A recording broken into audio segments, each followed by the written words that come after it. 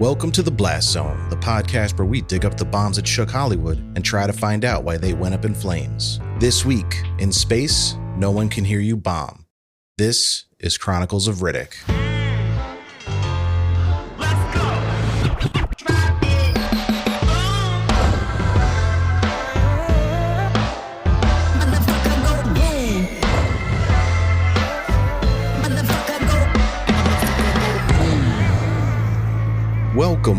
Welcome to The Blast Zone. Welcome to The Blast Zone. We are not a podcast about bad movies. We are a podcast about movies that did badly. That's right. I am Jon Drake, in-house film critic of my Letterboxd account. And I'm Ian Dukes. I'm a person with thoughts and feelings, and some of them are about movies. Movies like Chronicles of Riddick, which we'll be talking about today. But before we get into that, Ian, how are you? You know, I think sometimes people hear podcaster and they think, oh man, these guys, they've made it. They have it all. They're living the life. But I just want people to know that we have struggles, just like regular non-casting humans. And so I'm always struggling a little bit. But you know what? I perk up when it's pod night and I come into the studio and now I'm feeling good. How are you doing? I'm good. You know, I've been having some issues of my own. My roof is leaking. Oh, no. There's stuff going on in my life like that. But you got to look at yourself in the mirror and say, are you a podcaster or a non-caster? And right. I said, I'm a podcaster. My place is at your side, dear Ian. That's a quote from Chronicles of Riddick. I just changed the word husband to Ian. So I said, you know what? It's time to put all that aside, get in the studio. Let's knock one out. Chronicles of Riddick. I'm excited. Our first Vin Diesel movie. Wow. Can't wait to dig into this. But yeah, before we get into that, we have to do what we always do, which is talk about some stuff we watched. What did you check out this week that you wanted to talk about? In these times of struggle and strife and Mother Mary comes to you? Something else came to me too. It's a cute little show. It's called Reservation Dogs. It's a brand new comedy series. There's 5 episodes of it out as of the time of this recording. I've watched all 5 because I really like it. The show is exclusively via FX on Hulu. So what that means is you may or may not get it. I don't know why I have it, but I get it. And I'm glad. It's this really cool comedy. It's about the struggles of a friend group of these 4 indigenous teenagers in rural Oklahoma. It's a light comedy that's really funny, but it's also this group of characters that I just right away fell in love with them, and it has its serious themes and has some moments that are actually really moving. And it's just super interesting because it's in a unique setting that I haven't been exposed to before. Life on the reservation, and it made me feel feelings, which is of course my number one gold standard, and also made me feel better. It makes me feel good when I watch the show, better than anything I've watched in a while. And I realized I don't have to always watch dark, creepy shit or gory superheroes exploding each other into sprays of blood. Like sometimes I can watch something that's wholesome and fun. Hey, well, the season's not done yet, right? We don't know where it's going to go. It could end up there. It could, yeah. The whole crew could blow up in a splatter of blood and guts at the end. I'm only 2 episodes in, but yeah, I'm digging it as well. Really enjoying that show. It's Taika Waititi, I think, had a hand in creating it, so I've been a fan of most of his stuff. Yeah, he's the co-creator along with Sterling Harjo, who I don't know, but who is a Native American filmmaker. So it's grounded in this place that I don't know anything about, but it feels really real and interesting for that reason. It's telling how much a unique setting can really draw you into a show, just learning about a world that hasn't been explored, at least in the media you've consumed prior to it. So that's definitely in the plus column for that. But from Reservation Dogs to Hero Dogs for children, most of my free time, I've been playing a lot of Overwatch lately, so I've been falling behind on my extracurricular movie watching time. But I've seen the Paw Patrol movie, which just came out many times because I have small children and they say, Paw Patrol, Paw Patrol. So I've watched that movie like 5 times. And honestly, it's kind of okay. If you have little kids, I would say you could do a lot worse. Some big names, bigger than you would see in the TV show. I know Tyler Perry has a role in there, Jimmy Kimmel. Oh, okay. There's all these kind of notable voice actors making appearances in there. And it's not often we get on here and talk about children's movies. No. But I thought I would throw that out there, that I'm not a fan of the Paw Patrol series. I find it difficult to follow and just a little too all over the place. But the movie, not that bad. So they've elevated it in the movie. Yeah, they really stepped their game up for this one. It tells a real story and has a message that I thought was good. So yeah, check out the Paw Patrol movie if you got little ones, or if you just like G-rated cinema, which is kind of weird, but whatever. It's not my place to judge you. Yeah. Aside from that, Chronicles of Riddick. Ian, I gotta know, what was your history with this movie, if you had any? We'll throw Pitch Black into the mix there too. Any kind of memories you have about those 2 movies when they came out? What did you think about them? What did you hear about them? And were you interested? I heard good things about Pitch Black back in the day. I caught the vibe of what people were saying about it, that it was cool and people were appreciating it as sci-fi with some hip style and flavor to it. and I somehow never got around to seeing it. So I hadn't seen either one. And then in preparation for the show, I started with Pitch Black because I'm like, oh, I should ground myself and know what I'm getting into. And then after I did that, we'll get into it in the show, I was like, oh, maybe I shouldn't have seen the first one. Like, it made it harder to get into Chronicles of Riddick because I spent the first 20 minutes going, well, this doesn't look like the sequel to Pitch Black. What's going on here? Right. It feels more like a sneak attack of Vin Diesel's sci-fi space opera that he always wanted to make, just reverse engineer it into the Pitch Black universe because he already had a proven, I don't even want to call it a hit. It was like a cult hit, but he had a movie he thought people would watch. He was like, I can make this grand space opera I always wanted to and just retrofit it into the Pitch Black universe. And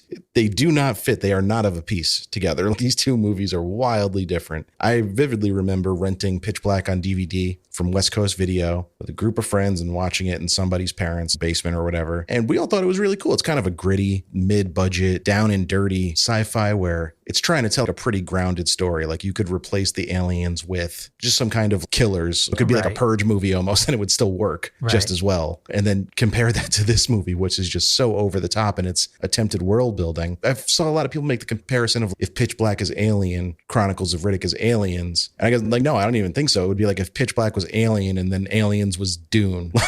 They're trying to tell that level of story with exposition and world building and secret societies and all this extra stuff that really had no place in the original movie. Yeah, and not just sci-fi, but it goes over into that quasi-religious stuff, right? Where the bad guys are chasing some kind of promised land, nirvana, where they will be spiritually transported into an afterlife kind of thing. It's on the far end of fantasy sci-fi, whereas Pitch Black was partially for reasons of its low budget. It's like working class people operating space shipping and pilots following the rules that the corporation sets. It was all that kind of milieu. And there's like, that stuff is just gone in this movie. It's just like, there's fantasy conquerors of the universe and they're half alive. And we'll have fun talking through all of it because there's a bunch of dopey stuff. And some of it actually works. That's the thing about both these movies. They have a dumbness and then they have an attitude that sometimes pokes through and wins you back over just when you think it's getting too dumb. Yeah. Something I felt about a lot of sci-fi movies that take themselves really seriously is that they can go too far and just be really goofy if you try too hard to be serious and important. Yeah. But Pitch Black, it was not a Riddick movie. You know, Riddick was a character in the movie. He was the breakout character, to be sure, but it was more of an ensemble. And somewhere along the way, I don't know if you know this about Vin Diesel, bit of an ego. If you've read any of the behind the scenes information about the Fast and the Furious movies, particularly his dealings with Dwayne Johnson, he's got a little bit of main character syndrome. So Riddick was undoubtedly the breakout character of Pitch Black. I don't think anyone would argue otherwise, but it wasn't a Riddick movie. Would you agree with that? It's hard for me to say because I came in after. So I was watching a Riddick movie, whether the movie was going to be that or not. But yeah, I guess if it wasn't intended to be his movie, he does kind of steal the show. And he's the fun character. He's the action hero who saves them. And he gets a lot of action hero lines and snarky comebacks and cooler than thou attitude and all the stuff that he learned from watching the action heroes of the 80s and 90s.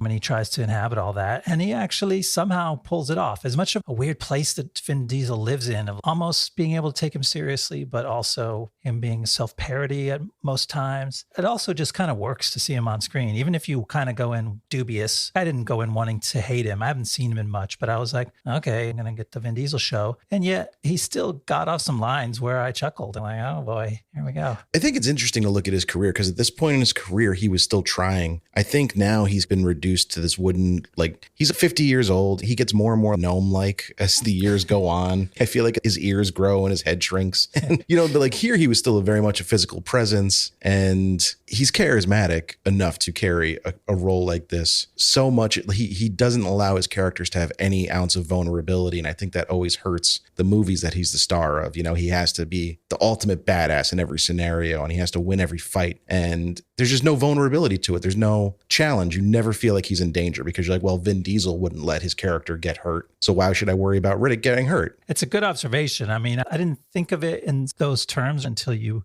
said that, but like people step out of his way, like scenes in this movie, especially where he should be crushed and rolled over and humiliated and brought to the brink of death by an overwhelming army. People sort of step aside for him and bow to him. Like when he's in the throne room of the enemy army and there is zero threat that anyone's going to fuck him up. Yeah. How many times do we need to see him beat up 7 guys single-handedly? We're like, all right, we get it. He can beat guys up real good, but there's got to be more to a movie than that. And the stuff they try to add to it to make it more than that is just, oh, there's a prophecy. Of course there is, you know? Yeah. Oh my God. Prophecies are just, man, if you're going to throw a prophecy in your movie, you better make it special and good. This is just the most stock prophecy. They just bought it off a Fiverr or whatever. Someone write us a quick prophecy and we're going to shove it in our movie. Yeah. This is the AliExpress prophecy show. Do you want me to talk about the movie? You want me to give it the rundown of where it came from? Let's figure out how this thing happened. All right. So in the year 2000, before he ever talked about family with a Corona in his hand, Vin Diesel starred as anti-hero Richard B. Riddick in the mid-budget sci-fi thriller Pitch Black. Diesel had garnered some attention for his supporting turns in Saving Private Ryan and Boiler Room, not to mention providing his voice to the titular role in beloved cult classic and future episode Iron Giant. Pitch Black was his first starring vehicle, and his first broken-down space vehicle. And while it was only a modest success in theaters, the film got him some positive buzz and became popular on home video. His next role as Dominic Toretto in 2001's surprise smash hit Point Break ripoff The Fast and the Furious would set his career on another trajectory, but Diesel was still fond of his first starring vehicle and turned down the chance to reprise his role as Toretto in the sequel in order to star as Extreme Sports Spy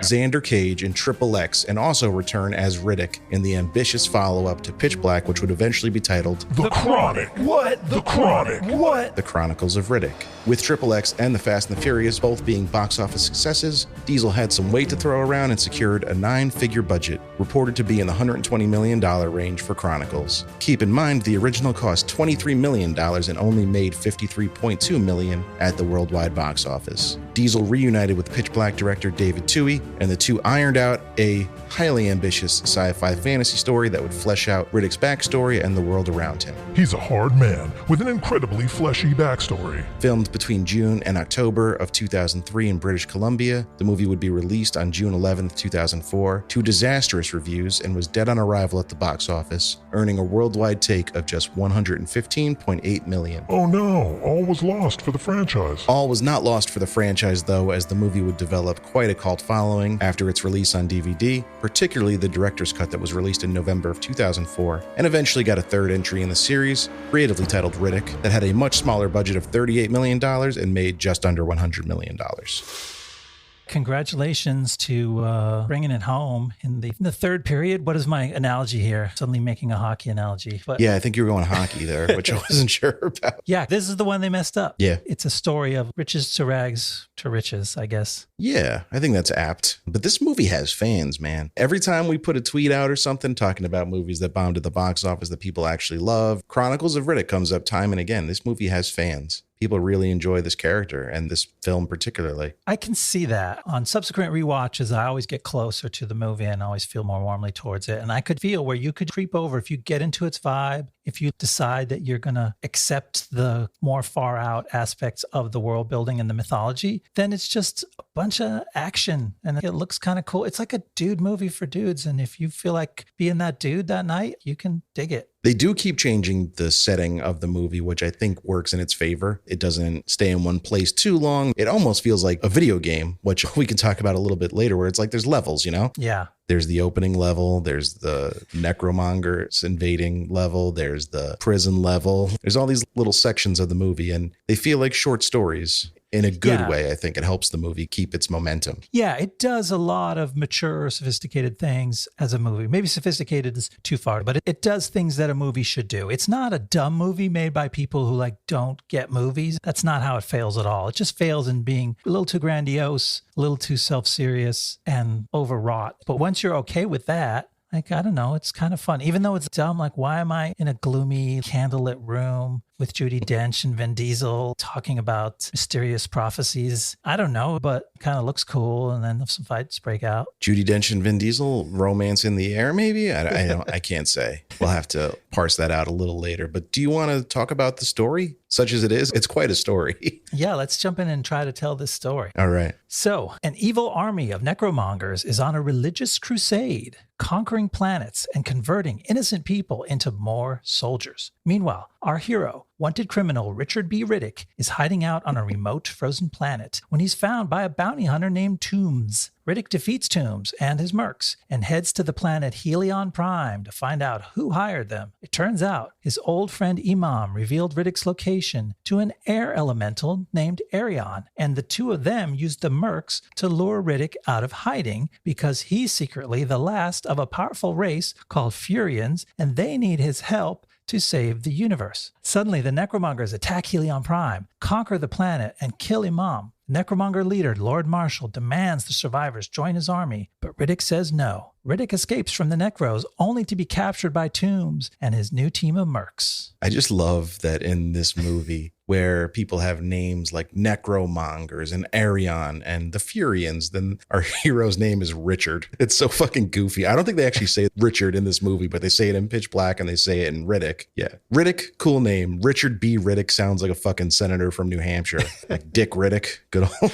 Yeah. Which way is Dick Riddick going to vote on the big infrastructure bill? No one knows. But starts the movie off looking like a young Kris Kringle, Vin Diesel does. You can't even tell it's him. So much of his identity is tied up in his bald, naked face. That's true. And his tank top. And like those don't get revealed until the whole next section of the film. So yeah, like who's this guy? Wait a minute. He's got some dark goggle things on. I was getting very much Kurt Russell Thing vibes from him in this first section. Mm-hmm. No, I'm going sexy Santa Claus. That's fair. Looking like a hot young Saint Nick. But anyway, he looks very strange with long hair and a beard. He looks nothing like Vin Diesel. But again, this is not bad. This is classic sequel stuff. You have a hero that you know, and then you meet him, and boy, time must have passed. Circumstances must have changed because look how different he is. But he's back in his old trouble getting hunted by mercs. Yeah, nothing in this section struck me as bad. I thought it was fun watching him waste these underprepared mercs. He gets some corny lines, you know, but good hero lines. Like his dialogue would have felt that place in the late 80s, early 90s in this movie. Yeah, you can just feel the whole history of the giants of action heroism, whose shoulders he's standing on to deliver quips and admonish the bad guy about the mistakes he made and all this speech making, which if you weren't into that, you could get turned off by this movie real quick and be like, I can't take this shit. But like you and I guess we get it. We get where it's coming from. And once you're okay with it, it's kind of fun. Yeah, none of this turns me off on a movie. I'm a fan of sci-fi. I'm a fan of fantasy. And I think this movie is trying to walk a really hard line, though, between being kind of hard sci-fi and this high fantasy. And we can talk more about that in the middle section where I feel like the two worlds really collide and it feels like a separate movie completely. It flips back and forth because we didn't mention that the movie starts with, to me, the main reason that they hired Judi Dench was so that she would have an excuse to do the intro narration, right? So they did a full-on Lord of the Rings style speech with some really corny lines. It's Judi Dench narrating over some scenes of space turmoil. She's like, in other times, evil would be fought by good, but in times like these, well, it should be fought by another kind of evil. Yeah, Riddick doesn't do a single evil thing in this movie. He is a straight up hero. I think she means Riddick. Yeah, like Riddick is the that's evil. That's what they've got to mean, right? Fight the evil, because it wouldn't make sense any other way. But he's never been evil. He's intimidating. Yes, let's give him that. That's his whole shtick, is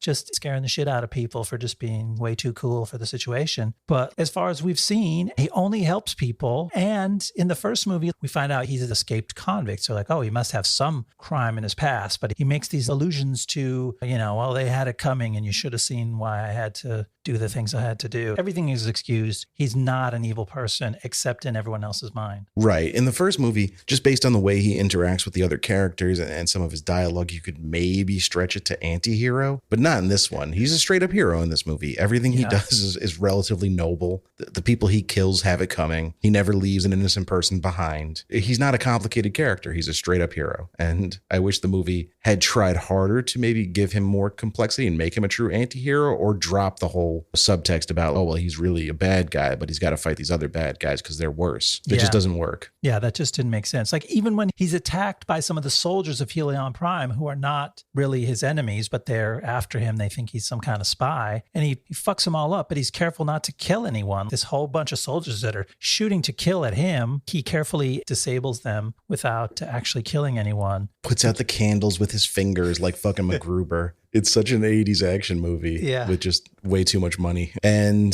the necromongers, they're just the Catholic Church, right? That's a good, that's a good theory. They travel around forcing people to convert, and if you don't convert, they'll kill you. Like, it's the Spanish Inquisition and shit. It is kind of that. It's a classic religious crusade. And there's this weird moment where the necromongers are this clearly evil conquerors. They come in and they just fucking destroy your planet. And they tell the story. They've been doing this to planets up and down the galaxy, and they're totally ruthless killers. And they come in, they kill most of the planet. They bring, I don't know, 25, 50 people into this throne room. And then they start making this hard sell on them, like giving a sermon and pleading about, guys, it's so good to become a necromonger. You're going to live without pain. You're going to be without fear. We're going to bring people together. And their high priest, the purifier, is like, everybody, listen, it was hard for me too. You know, when I first got converted, I thought it was going to be tough, but man, is it good? Like, he's like begging for these people to come join his church. And I don't know, it just feels kind of weak for the unstoppable conquerors to be like begging for converts. We get casual Fridays. We got donuts in the break room. He's like, look how happy everyone looks. And then it cuts to Karl Urban. He's just standing there with a scowl on his face. He scowls hard. Bags around his eyes. Just, yeah, it's pretty good. Nobody seems happy to be a necromonger. They don't look good. I mean, I guess they're just like a death cult. Yeah, it doesn't look fun. They look real sickly. They're pale. They got dark black circles under their eyes, and they got buttholes on their necks. That's the unfortunate thing. If you told me like the necromongers were just played by Slipknot, I'd be like, okay, I believe you. They walk around with knives in their back for no reason. Like, yes. Just weaponry stuffed in their body. They went all out on this part. The necromonger theme, what do you call it? So their main motif?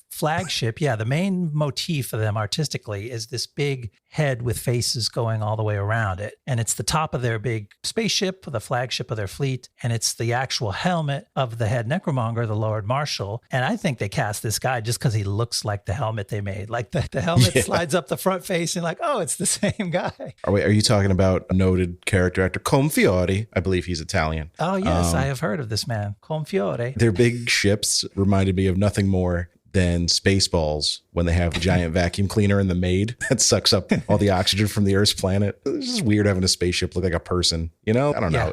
I know what they were going for, but it doesn't look cool. It looks goofy. It looks silly. Yeah, it's this over stylized Rococo, Baroque stuff that they threw into the sci-fi movie. So there's all that, and then there's all the politics. It's like, man, you're giving me stuff that I wasn't looking for from a Riddick movie, guys. Like, it lays it on thick in this first act. What they reminded me of, I'm going to keep just naming things that their ships reminded me of. All right, so we got the Maid from Spaceballs. But then the Argonath from Lord of the Rings that guard the... Oh, yeah, definitely. The giant stone statues at the edge of the river. Imagine if they just blasted off little rockets on their feet at some point and be like, all right, it was cool when they were just standing there with their hands out ominously, but now like they got rockets on their feet. That's less cool. You took it a step too far. Would have been nice for Sam and Frodo, though, if they had flown those guys into Mordor and picked them up. Look, if they can't get a ride with the Eagles, they're not going to get a ride in the Argonath, all right? It's debate for another time. But so Keith David, our first three-peat appearance in the Blast Zone. How do we feel about Keith that? David, you are now in the lead on the leaderboard of repeat visitors. Are we going to get him a fancy blazer or something to commemorate the... We'd hand it to him. We'd be like, who the fuck are you? Put on the green jacket. Yeah. We love Keith David.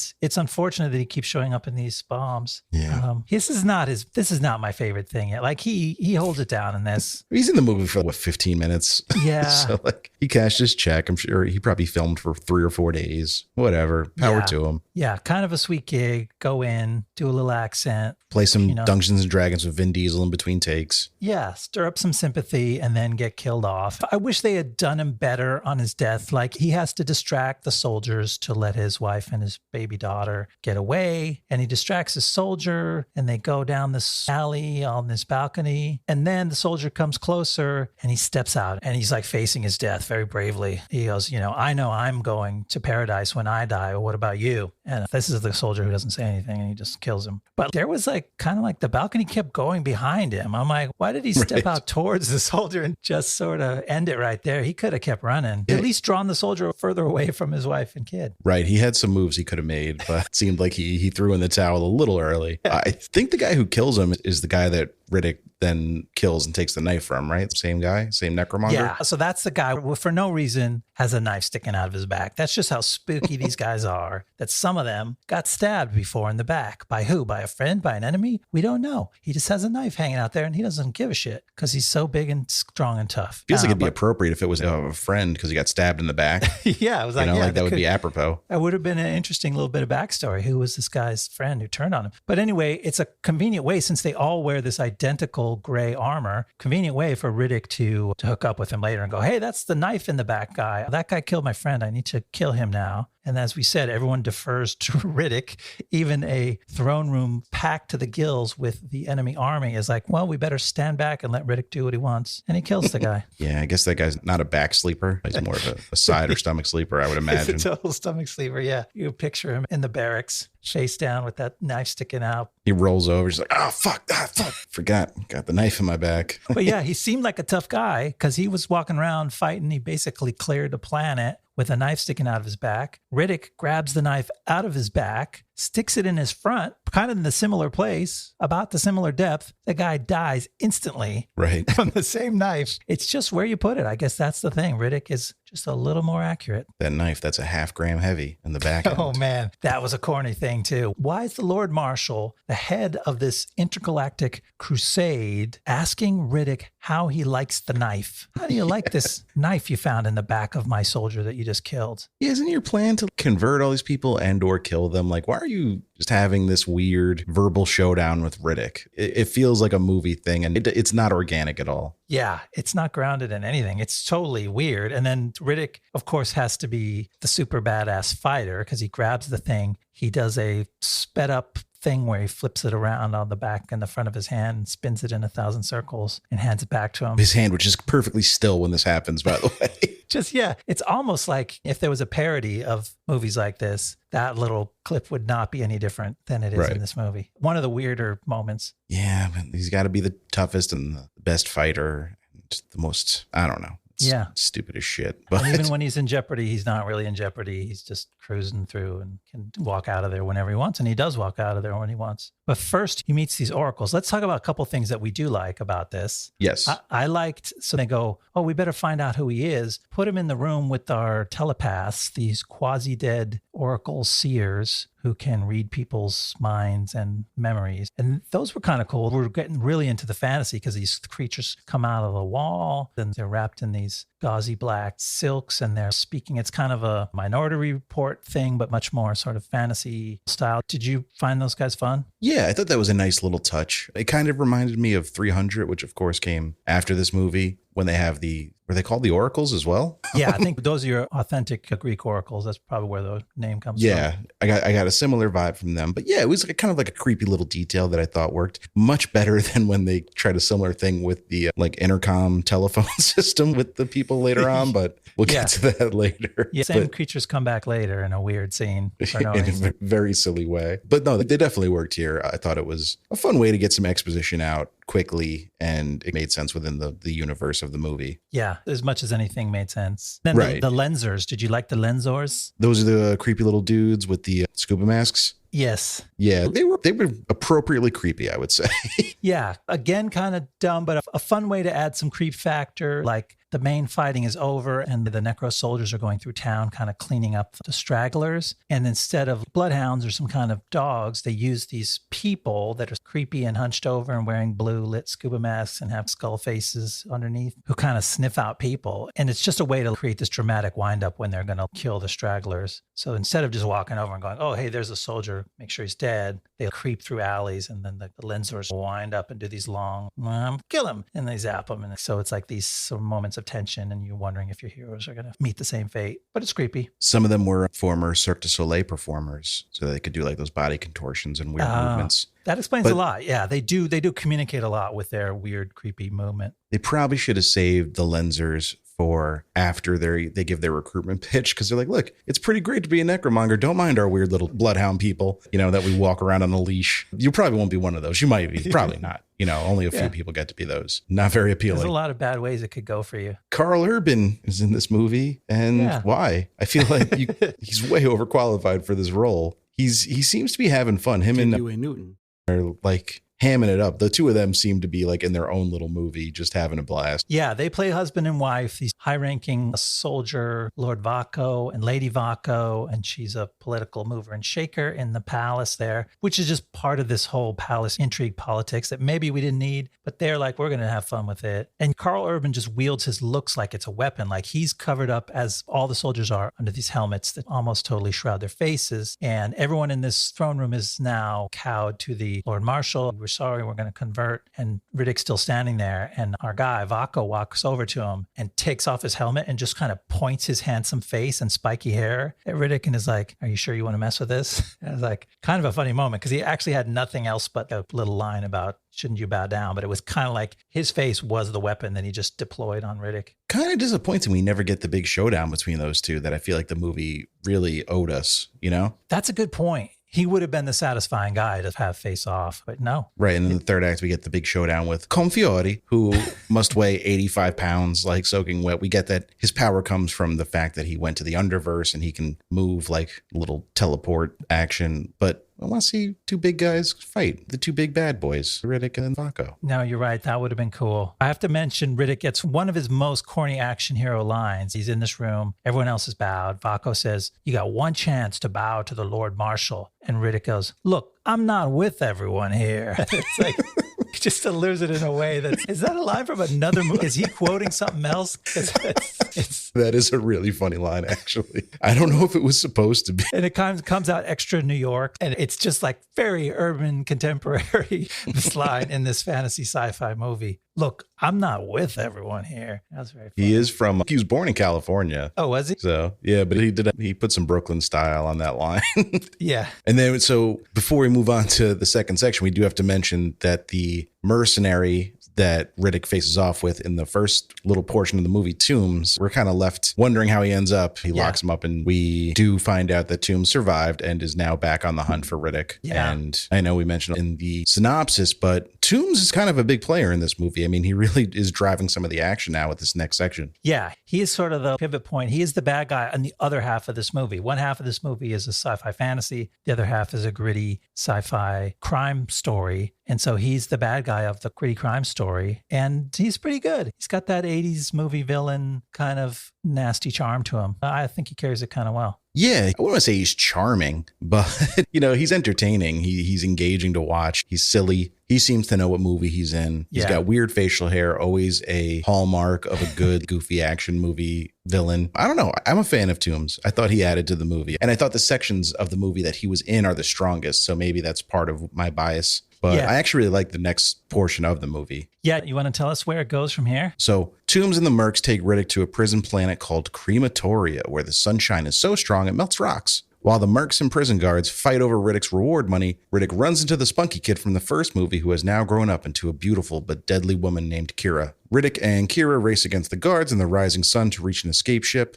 but a group of Necros has tracked them down and attacks as they're trying to get away. The Necros take Kira prisoner and fly off, leaving Riddick for dead. But the Necromonger High Priest stays behind and reveals he was also once a Furian before being converted. He saves Riddick's life and kills himself. So this part feels like a sequel to Pitch Black, right? Absolutely. This is full on Pitch Black material. I mean, it's taking place on a prison planet, and that's Riddick's whole thing. Even though the first one wasn't set on a prison planet, it was about a merc taking Riddick to prison. And it doesn't go the way they planned, but this is his shit. Now Riddick's going to actually be in prison. He drops quotes about like how he knows every prison in the galaxy so well and all its ins and outs. And like, okay, now he's back in his native environment. Let's see what he can do. Yeah, it was a cool little moment where he's running through the list of all the prisons in the galaxy. And he's like, well, you can't take me to this one because it's too far out of your way. So he knows even before they get there which prison they're going to. And I think that was a more creative way of showing just how experienced Riddick is in the underworld without just having him beat up a bunch of dudes, you know? Yeah. That's the fun stuff that we want to know about Riddick. If you like the character Riddick, you're like, oh, this is a convict with a heart of gold, and he's such a badass because he survived all these unbelievably tough prisons. And so, like, this is the fun part. And as soon as he gets into this prison, he does all kind of fun stuff. Actually, it gets silly. You know what aerial silks are? You know that stuff that people do where they're like yogurt commercials? It's like a kind of like Pilates or yoga, right? It's like an exercise thing? Yeah, it's something in between acrobatic aerialism and a workout where you go and you learn to hang from a long silk and do routines on it and spin and twist yourself around and twirl. Anyway, for some reason, they're lowering him down into this godforsaken stone cage prison. And he does this whole acrobatic routine to get himself off the rope where he's like flipping and twisting with his toes pointed and his legs out. And it's pretty weird. It does feel like, what are you guys going for here? But it doesn't really make him look intimidating at all. It makes him look graceful, which is nice, I guess.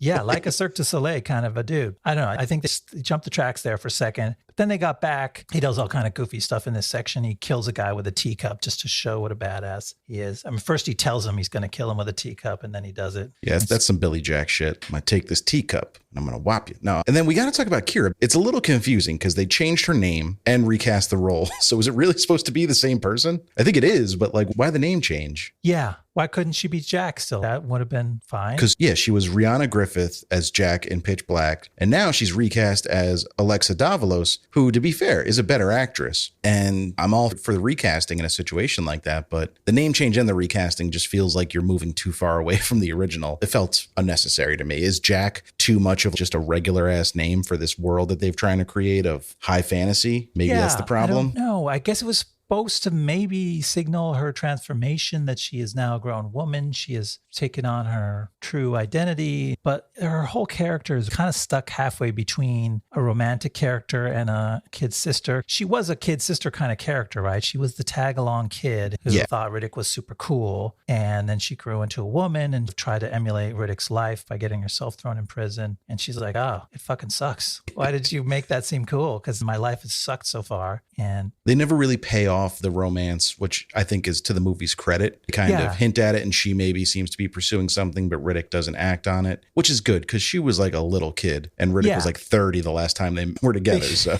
they should not have a romance, for the record. Right. You are right. It is good. They should not be involved in a romance. And yet she fills the romantic role because there is no other one for the hero, except for that one merc who gets a little sexy on Riddick for a minute. Well, Vin Diesel, the most irresistible of men. So of course every woman is going to want to throw themselves at him. But yeah, that scene on the ship was weird. Really weird. Where she just kind of straddles him and is caressing him. I think she's trying to steal his knife, but you know, there's easier ways to go about it. You're probably going to wake up this famously like aware of his surroundings murderer if you straddle him. And she's sniffing him. There's weird stuff going on. And I believe that scene is only in the director's cut. Oh, yeah. For clarification's sake, Ian watched the theatrical cut and then the director's cut. I only watched the director's cut twice. I didn't even know how to find the theatrical cut. I don't have Showtime, I think you watched. Yeah, it's on Showtime. So if you've listened to us talk about the movie, I'll try to point out a few places where it's not that different. It's 15 minutes different or something. And there's a few pieces that are not in the theatrical because it's shorter. But we'll try to point that out. There were some things. It's weird when you see what the director thought was better and what he thought was worse. Yeah, there's like a scene in the first section where the necromongers chant like threshold, like they're at a sporting event. Like, you guys put that back in? I don't know. It feels like you should. That doesn't need to be in there. Yeah, some of the world building is definitely different. The main thing that's different that's in the director's cut, they build up the prophecy story more. So, you know, Riddick doesn't know he's a Feorian, and these people start to sort of clue him in, and he actually tells them, I don't give a shit where I'm from. I'm not about this shit. But anyway, this Feorian lady comes to him in these repeated visions, trying to tell him that he has a bigger role to play and his destiny is to save the universe. And the director put that in, but the studio took that out. It's not in the theatrical at all. I'm just going to put it out there. I'm not fucking with these prophecies. I feel like they take away from the movie. I feel like prophecies are very tricky to do well. Yeah. They rarely are value adds, in my opinion. And like, even his eyes now are a prophecy thing, you know? Oh, yeah. They weren't just a thing he did to himself to survive the environment. That was a cool little character moment because you're like, wow, this guy must have been through some shit if he was willing to do that to his eyes just to have a slightly better chance at surviving. And he traded it for a pack of cigarettes or something, he said in the first one. Right. Packs of cools or something, 12 packs of cools. But now it's part of a fucking prophecy. And I don't know. I'd rather have characters do things because of choices they have to make that's more interesting, you know? That's development. You're learning more about the character and who they are as a person, not just what was foretold. You know? Can we just strike the word foretold from movies from now on? Can we just get rid of it? If you put that in your script, like the fucking screenwriting software you use should just yell at you. Just flag that right away. Anyway, that's my rant about prophecies. Anyway, excited for Dune in October. We are granting Dune a lot of leeway because it's one of the originators of a lot of these tropes. Yeah, prophecies weren't such a fucking well-trodden ground when Dune first came out, so they get a little bit of a pass. And also, to just step up as a Dune fanboy, it handles it in a pretty sophisticated way. It actually talks about how prophecies are a kind of poisonous thing that passes through societies, and the characters in that movie manipulate prophecies to try to achieve political ends. And it talks about how belief in prophecies leads to great disaster and bloodshed. That's kind of the upshot of the Dune story, where this is just like classic. We need a hero, and it is foretold that someone will save us, and you are the chosen one. Hey, I'm like 2/3 of the way through Dune. Longtime listeners will recall that I had no Dune experience when we recorded the podcast on the David Lynch version. Started cold. So I've been reading it, doing my homework in advance of the Chalamet version. So I'm excited. I'll be able to talk at length about these type of themes in our bonus episode, which I'm sure we'll do. Yeah, I'm looking forward to that. Provided Dune actually comes out when they said it did, because a bunch of things got pushed back today. Come on, we need that Dune. We need it. Speaking of classic sci-fi foibles, besides cheap unearned prophecies, the necromancers all wear this heavy, intimidating armor. They look really scary. They're covered in these plates of gray steel, and it looks very intimidating. And it is absolutely useless. Riddick instantly kills them over and over. He's armed with these dinky little daggers that are the size of his thumb, and he just goes through just stabbing them, and they just die like flies. Is this armor made of memory foam? You know, they developed plate armor to defend against fucking broadswords, and you mean to tell me this little... First of all, if Riddick had a teacup when he was fighting the necromongers, he probably would have killed them with that shit too. Sure. Just wear less armor then, so you're faster. If your armor's totally useless, fuck do you need it for? Absolutely nothing. They just all got stabbed in the gut, and they're like, oh, why did I even get dressed? I'm glad you have your battle axe that is the size of a fucking stop sign, but you can't move because everything you're wearing and holding weighs 114 pounds and is useless anyway. Also, Vako has a sweet Billy Ray Cyrus space mullet. So I don't know what kind of special protection that's giving him, but I'm grateful it's there. Man, he is gelled up on the top. Does he have a rat tail in the back? It kind of comes together. He's got like several rat tails. He's got like 3 of them. It is a rat tail mullet, which is, just peak If perfection. He was not so innately handsome, that would be just a revulsive haircut on anybody else. But he's trying his hardest to not be handsome and still failing somehow. Oh man. But yeah, this prison section's fun, right? The CGI on the little dog dudes is not great. The Scrunts, I think that they were the Scrunts, right? They came back from Lady in the Water. Yeah, if only I already forgot the name of the heroes in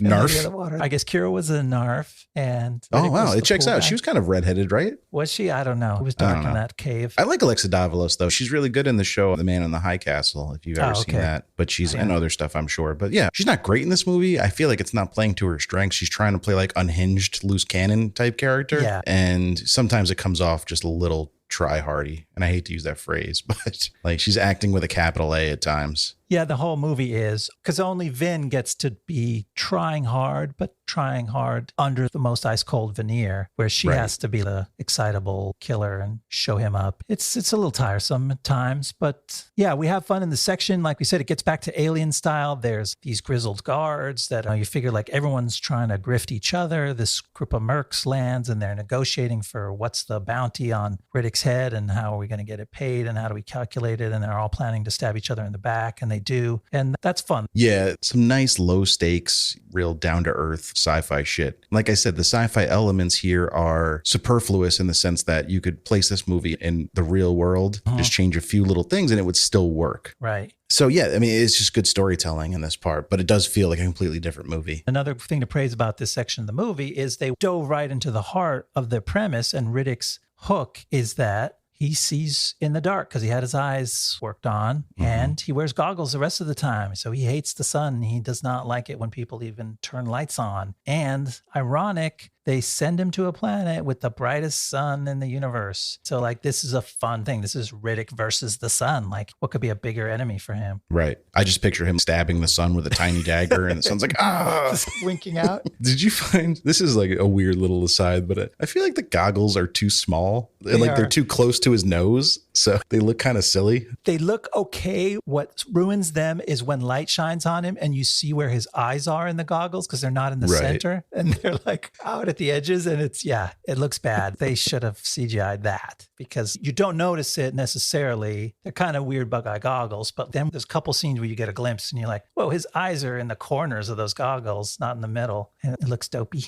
Then, so they have this big race against the sun to get to the one ship on the planet, and Riddick looks at all his little followers and goes, there's going to be one speed, mine. And then I thought it would have been nice if when they cut back to him, he's sitting in like the Challenger from Fast and the Furious, like the muscle car, just like speeds off. But no, he just runs around on his feet like an idiot. His skill in this movie, is definitely like jumping over rocks because he's running and jumping, leaping over rocks in the intro scene when he's on the ice. He's a parkour dude. He's definitely a parkour dude. He runs from the sun a quarter mile at a time. So what else from this section did we have to discuss? There's so many dumb things. Oh, I did like when Kira and Riddick are having a conversation in the prison, and she makes a line about not caring if she lives or dies. And then literally like 3 minutes later, she's like, hey, Riddick, remember what I said about not caring if I lived or died? I'm like, yeah, we all remember that. It was 45 seconds ago. What the fuck are you talking about? Some of the dialogue is not the best. They couldn't think of a better way to get that across. Yeah. They literally like, hey, remember when I said that thing?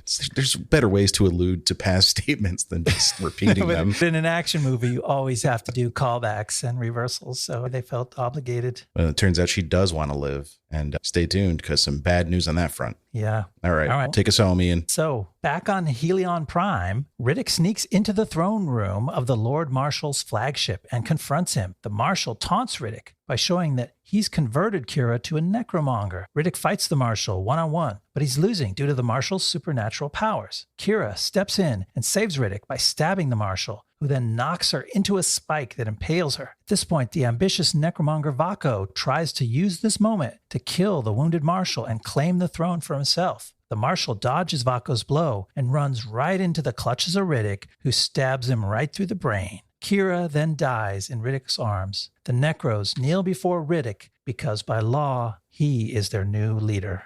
Flawless. Oh, sorry. Just having my Thandiwe Newton moment. So I have a story about this section of the movie. Okay, tell me. I hated this movie for a long time. Oh, really? Yeah, I really did. The reason is a chunk of the fight in the throne room between the Marshal and Vako and Riddick played on a loop in the TV department at Circuit City, where I worked for years. Oh, wow. All day, every day, as some kind of showcase for, I think maybe it was for DVDs or whatever, but just to show off the TVs. And so I had to watch that scene 25 times a day. That's wild. So you need every day for torture for you. Yeah, that's crazy. Shout out to past guest, regular Mike, who worked at Circuit City with me. I'm sure he recalls this as well because we both worked in the TV department. But yeah, for those of you younger listeners, Circuit City is just Best Buy with red shirts instead of blue, but it's gone now. So yeah, I wonder if any listeners either shopped at or worked at an electronics store at the time this movie came out. Let me know if this was just a Circuit City thing or if it happened to you guys too, because I hated this movie just because of that. The part where Riddick's getting punched and pummeled around and tossed around. Yeah, it's that scene where the Lord Marshal is doing like the little teleportation fighting. Yeah. And actually beating up Riddick. So I was like, oh, this movie, Vin Diesel gets his ass kicked. Come to find out, that's the only time in the movie anyone even lands a blow on him. Yeah, and he's kind of getting stumbled around, but I don't know. Is he really in threat? I guess he is, because Kira wouldn't have had to save him if he wasn't right on the verge of being killed. But the movie's done such a poor job of setting Riddick as ever being vulnerable that you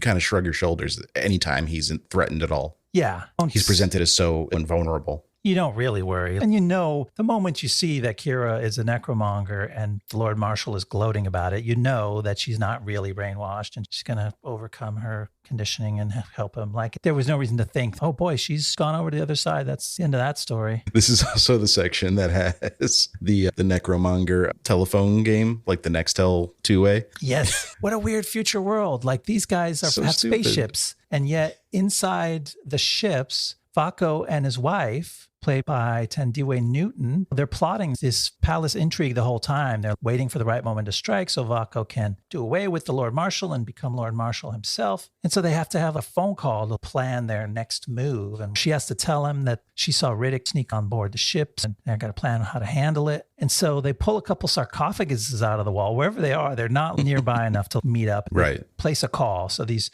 giant stone sarcophaguses slide out of the wall. These bald corpses are lying in front of them and doing this wordless kind of writhing Convulsing. and moaning and convulsing. And these chalices of black blood are vibrating to show that you have Wi-Fi signal so they can talk to each other. And two of them are having a conversation this way, but like with a corpse guy in their face. Like that's what they're talking into. Like it's an old-fashioned phone. Oh, please talk into the corpse so I can hear you. And They should have to whisper in his ear and then put their ear up to his lips because they can't talk very loud because they're dead. It's almost that. And if anyone doesn't believe me, you have to watch this movie because the scene is weird. It takes a while. First, you're like, oh, they're having a conversation. And you realize how much time they're spending leaning into the corpses to communicate. And then at the end of it, Thandiwe Newton signs off, like, be safe, my lord. And she wants to sort of blow him a kiss as she signs off the call. So she leans over and kisses the corpse on the lips. Did I see that? Did that actually happen? No, that happened. And then weirdly, the corpse on Vako's end just starts making out with him because,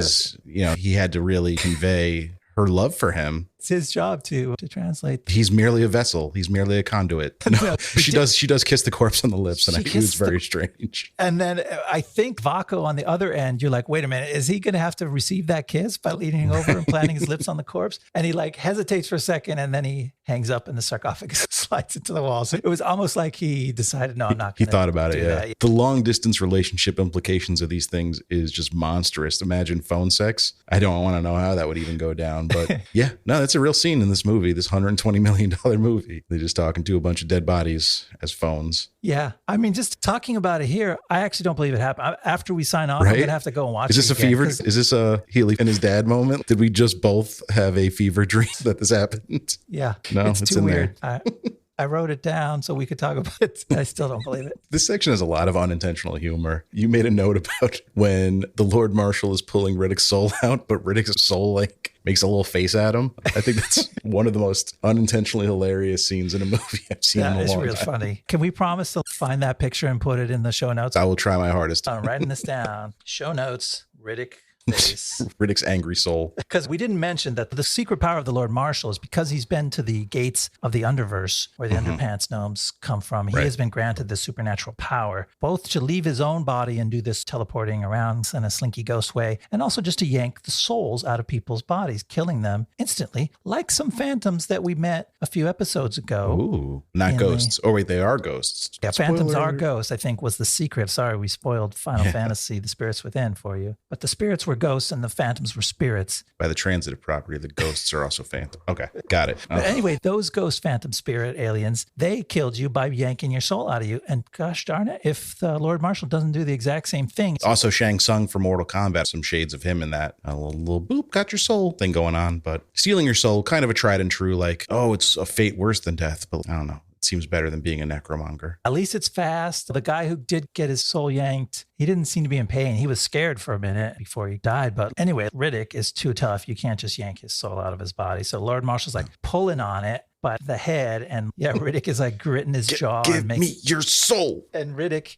this is where the studio had to save the PG. This was PG-13, right? Yeah, the director's cut's unrated, but the theatrical cut was PG-13. So in the director's cut, Riddick says, fuck you to the Lord Marshal. But in the theaters, we heard him say never. Fuck you works a lot better in that scene. More F-bombs in this movie wouldn't have hurt. No. There's not a lot of $120 million R-rated movies. It's just not a thing that happens. No. Once you went fantasy, you got to get some young teens into this theater. So Riddick becomes the king of the necromongers, which feels weird, right? That's a weird place to end. It is weird. It's jarring. But to me, I'm like, that was the only thing to me that was epic about this movie. It was a very Conan type of a moment, right? He's lounging on this throne and he doesn't even realize he's on the throne. He's mourning the death of Kira. Camera pulls back. All of a sudden, the soldiers all start kneeling at his feet. And he realizes that he's the new king. And I don't know, that felt kind of epic to me. I'm like, oh yeah, this is like classic fantasy novel stuff. The rogue becomes the king. Yeah, it would have been nice if they explored that more in a sequel. But Riddick,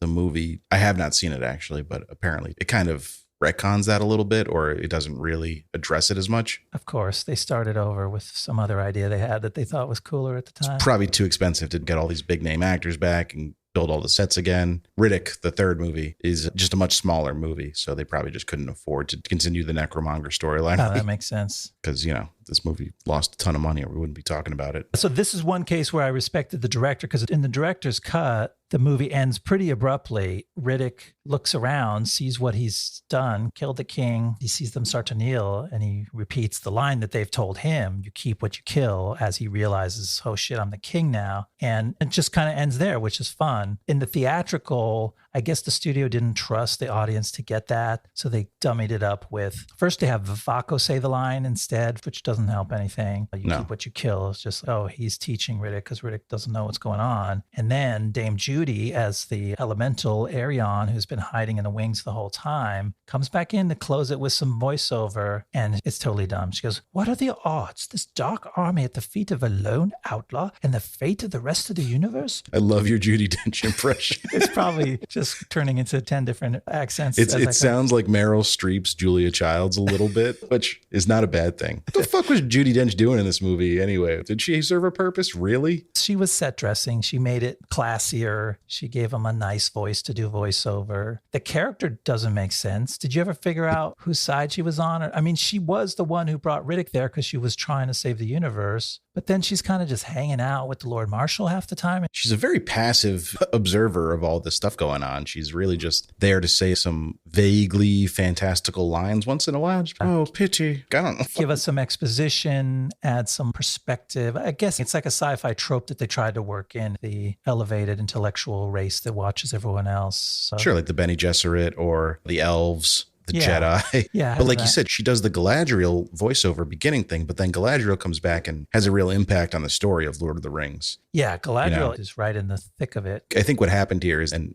when I say I think, I mean I know because I researched it, but Vin Diesel just really wanted Judi Dench in his movie. Yeah. He even went so far as telling her he wouldn't begin casting the rest of the movie until she agreed to take the role. It's like, this role is so unimportant. Who fucking cares? Can have anyone do this? So he was like guilt tripping her into give me an answer. Yeah. And so she wrote in her autobiography titled, "And Furthermore," what a British ass name for an autobiography, by the way.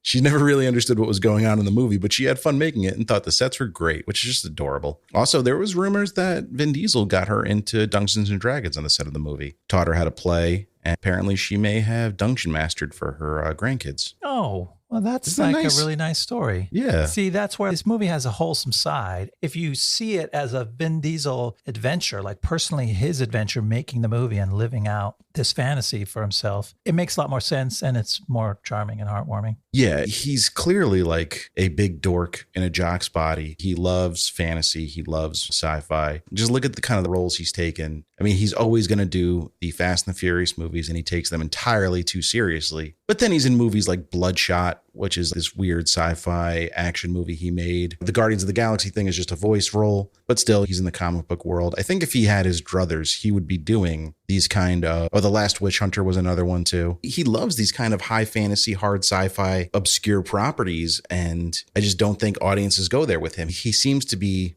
this feels mean, but I feel like audiences go to see his movies for the franchise and not for him at this point. But he hasn't quite caught on to that. So he keeps trying to launch these new franchises and they all keep falling hard on their face. But then he can go back to the Fast and the Furious movies and those make a ton of money. So he's like, why can't I do this with my little Bloodshot movie? I'm like, well, because we don't know Bloodshot. You know, we know Dominic Toretto. We know Triple X. We know Riddick. Right. So I don't know. I do kind of feel bad for him in that sense. You think his launching days are behind him and he's got to just ride out what he's got in the... I kind of do, yeah. I don't think he has that draw anymore. If he ever did. If he runs into a good script, it could still happen for him. But yeah, it gets less and less likely as you get older. He's a good anchor for an ensemble. I enjoy him in the Fast and the Furious movies, although he does less and less acting as they go on. He's got a very interesting career. I feel like there will be books written about him when he's done. Yeah, I kind of admire him for deciding to just make his own path. Sounds a little bit too trite to describe what he did, but he just decided to live out a Hollywood career the way he wanted to. And he actually, through force of will, made a lot of stuff happen the way he wanted to. He got to do a lot of things that he wanted. And one of them was this movie, which is goofy and weird, but what can you say? If I could have come up with a kooky sci-fi idea and got the budget for it, would I not have done the similar thing? Yeah, I think he's capable of good stuff. He can act. I don't think the criticism that he's a bad actor is always accurate. I just think the roles he picks for himself don't challenge him all the time. But I like him in Boiler Room. And even when I went back and watched that first The Fast and the Furious, I was surprised at how much acting he's doing in it, because I think part of it is he wasn't able to skate by yet. He wasn't a big enough name. He still had to try. He still had to, sell himself to get his next role. And I think he's definitely capable of good stuff when that's the case. He surprises you. I haven't seen that much of him, but in this movie, he's more in that action hero mold. And the job of the action hero in this archetype of movies is to be strong and silent, except when he has a pithy line to deliver. That's a punchline kind of gotcha line. And so that's what a lot of his stuff is. But yet he brings a little more, like he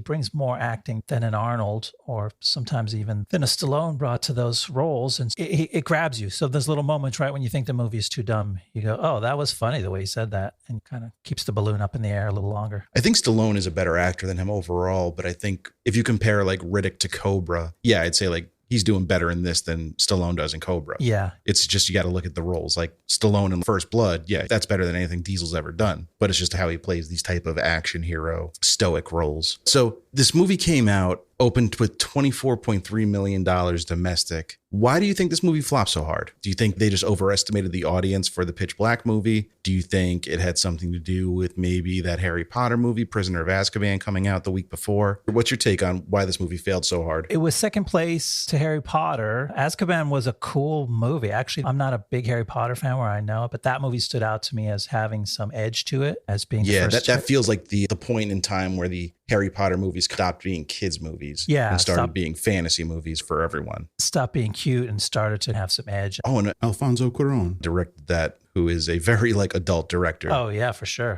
Behind Roma and Children of Men and Gravity. So that makes sense that movie kind of stands out to us as a good example. So that probably stole a good portion of this movie's audience. So to be second place to a movie that heavyweight with what's a sequel to a successful low budget indie, this was like, we got an indie cult hit. Let's go bigger. But you don't look at that and go, oh, the studio failed to open Iron Man 2. This is Riddick 2. This does not have those expectations. So what did it do after that? Did it actually kind of fall flat? Dropped to sixth place in its second week. So after that first week, it was pretty much dead in the water. And Pitch Black, it's important to note too, wasn't really a hit in theaters. It became a hit after the fact on home video. It barely doubled its budget when it was in theaters. And then people found it through word of mouth after the fact, and it did good business. But if people wouldn't go see the original in theaters, you're going to triple the budget or quadruple the budget. No, actually, how do you say sextuple?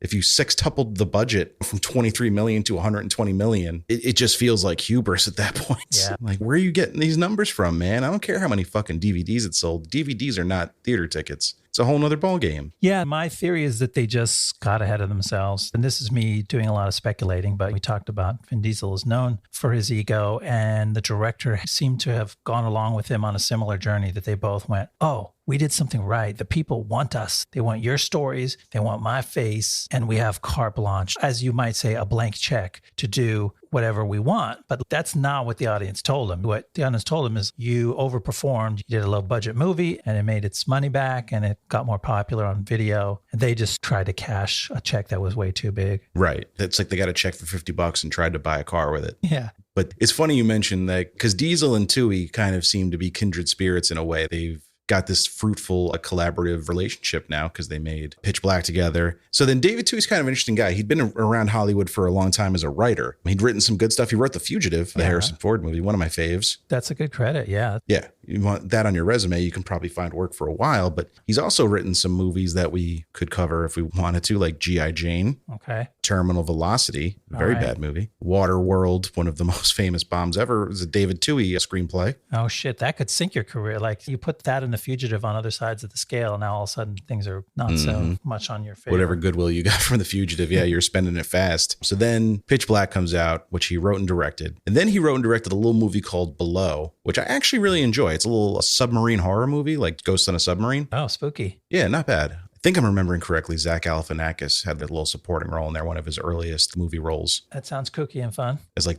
the comedic relief in that one. So he makes that in between Pitch Black and Chronicle. Then he directs A Perfect Getaway after Chronicles of Riddick, which was a really little movie because he probably couldn't get a big budget at that point in his career. But it's honestly pretty good. It's a little thriller. It's got a decent cast. One of those, like, we go on vacation, but getting over our head. Kind of like Deliverance, but... Okay, yeah. And that wasn't a huge success, but then they do Riddick in 2014. $40 million budget. $38 million, rather. They cut his budget by quite a bit from Chronicles to this one, but ended up making $100 million. So maybe that's like the top end of what people will pay to see these Riddick movies, is like right in the 100 million or just above range. Yeah, and that's just much better targeted, it seems. Yeah, make a smaller movie. Yeah. You can rope in about the same audience, but, leave yourself room to make money off of it. And him and Diesel are apparently going to make Riddick 4 Feore. It's been announced for a while. There's been no real news on it in a little bit. Okay. Last I heard, 2023 was the targeted shooting date. Vin Diesel's not a young man anymore, though. Like, how many more Riddick movies does he have in him? Yeah, I wonder if this is time to pass the torch to a young Indiana Jones kind of thing. It'd be cool if that's what the movie was. I don't see Vin Diesel passing the torch. No, I don't see it either. He said that, and I'm like, that doesn't make sense. Part of this movie's legacy is that it had a very good video game tie-in. Chronicles of Riddick Escape from Butcher Bay was released right around the time this movie was, and that's still considered a really good video game, kind of an underrated classic of first-person stealth action games where you play Riddick trying to escape the prison Butcher Bay. Sounds like a great tie-in and a good way to use the IP in a game. Yeah, it's actually a lot of fun. So this is some IMDb trivia shit. Oh, Keith David was on set for 12 days. I found that in my notes. Yeah. So we estimated kind of correctly. But not that low. Not that low.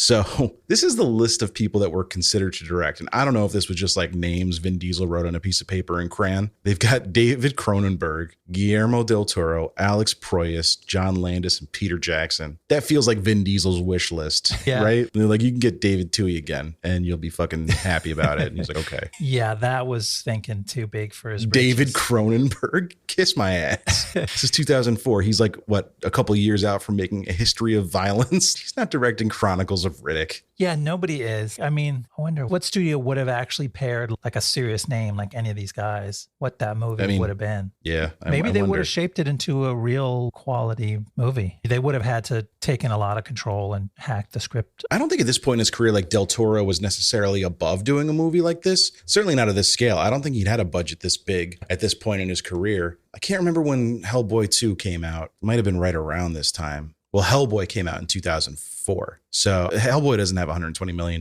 budget. I think it's like in the $75, $80 million range. So Del Toro was probably somebody they could realistically get at this point in his career, but that's a very different movie with him at the helm. Yeah, totally. Probably a much weirder, but maybe in a good way. I don't know. I'm a big Del Toro fan. Yeah, me too. He's great. He would have stripped out the bland cheese and put something very spicy in there. And he does a great job with high fantasy in Hellboy 2, The Golden Army. Probably one of my top 5 comic book movies ever. You guys haven't watched that in a long time. So Diesel's career, he had declined to return to Too Fast, Too Furious to be in this movie instead. But then he made A Man Apart in 2003, critical commercial failure. It's one of those like My Family Got Murdered, Now I'm Real Mad movies about like a guy with a violent past who has to go back to his old ways. You know. I know how that is. Yeah, you get it. And then after that, he went on my most hated genre of film, which is like a man is taking care of children. What? Can you imagine? That sounds hilarious. Why would a man take care of children? The humor. That was The Pacifier. It made money, but critics hated it. He made a movie where he actually had to act, though, after that. He made Find Me Guilty, which got really good reviews, but bombed horribly. I'm not even sure if it really got released, though. Oh. It might have been one of those ones played in like 170 theaters. And then straight to video. But it's good. If you want to see Vin Diesel actually act, it is not a bad movie. And then he was like, all right, it's probably time to get back in the cockpit of a Nissan Supra or whatever it was.